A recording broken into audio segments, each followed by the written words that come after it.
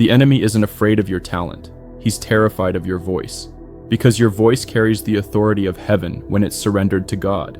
And that's exactly why he works overtime to silence you. You've noticed the pattern.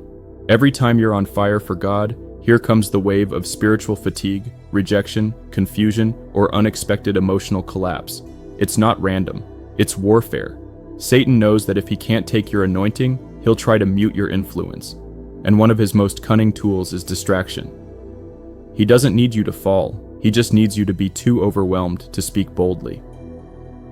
Elijah called down fire in 1 Kings 18. But by the next chapter, he's in a cave, isolated and exhausted. That's not a coincidence. That's strategy. One of the devil's favorite tactics is using people close to you to plant seeds of doubt, criticism, and discouragement. Not because they know you're calling, but because the spirit working behind them does.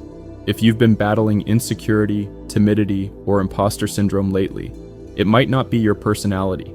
It might be a spiritual muzzle designed to keep you quiet when you were born to prophesy, teach, or testify.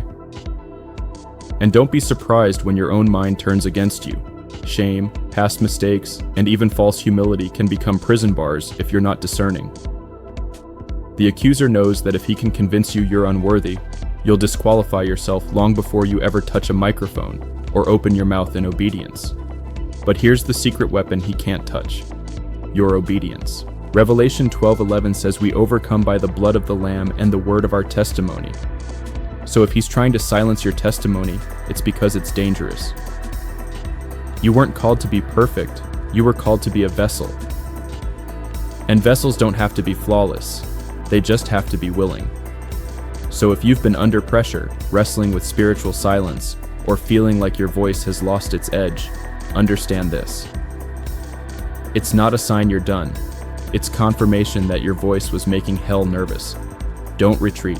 Don't shrink. The fire that tried to burn you is the same fire God will use to refine your voice. And when you open your mouth again, it won't just be volume, it will be breakthrough. Speak anyway.